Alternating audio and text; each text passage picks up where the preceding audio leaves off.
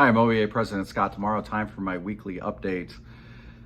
Jeff, Mark, and I have been attending many meetings of UniServe councils around the state. We've been hearing from leaders from large and small locals alike. One common theme that we're hearing from everybody is that people are stressed out. Working, whether as a teacher or as an education support professional, to support student learning through a mask, through a computer screen, or very often both at the same time, I know is creating incredible challenges.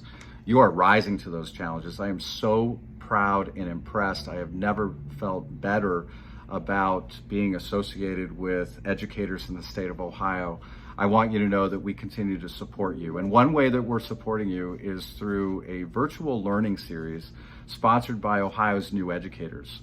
Beyond the Classroom, a series of workshops being offered on Thursdays and Saturdays, provide support on things like using technology, communicating with parents, setting positive classroom climate and expectations, and very importantly, managing self-care during these challenging times. I encourage you to go to tinyurl.com/ONE learning for more information. We are getting closer and closer to the election. Yesterday was National Voter Registration Day. It was a day that I checked my voter registration to make sure that it was up to date. I also checked in with my two college-age daughters to make sure that their voter registration was up to date. I encourage you to do the same thing with your students and with your family members and friends. And now is the time to make a plan to vote if you haven't done so yet. I'm choosing to, I've already requested my absentee ballot. When it comes, I'm going to turn that around as soon as possible after early voting starts on October 6th. I'm going to put a stamp on it, and I'm going to send it into my local Board of Elections. I encourage you to think about doing that, or vote early in person, or vote early by dropping your mail ballot off at a drop box at the Board of Elections, or make a plan to vote on Election Day on November 3rd. However you plan to vote, just vote. And talk with your colleagues and your family members about their plan to vote as well. The stakes in this election have never been higher, and we're reminded of that with the sad loss of Justice Ruth Bader Ginsburg this past Friday night. Not only do we need to elect President and Vice President Joe Biden and Kamala Harris, who are going to stand with us and for us for funding, for making sure that there's an educator in the role of Secretary of Education, making sure that the civil rights of our students are being protected.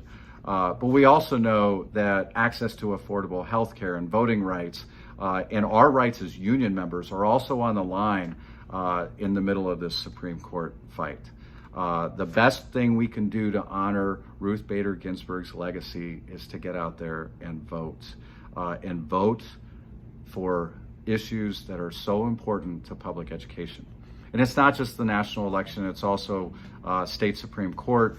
John O'Donnell and Jennifer Bruner are going to help bring honesty and fairness to the court and balance, and also a recognition that we need to hold the state accountable for making sure that we have a thorough and efficient system of funding schools.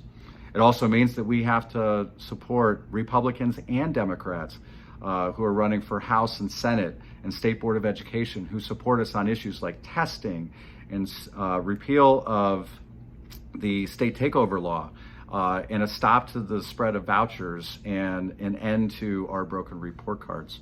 All of those issues are on the ballot. We can make a difference by getting out there and voting.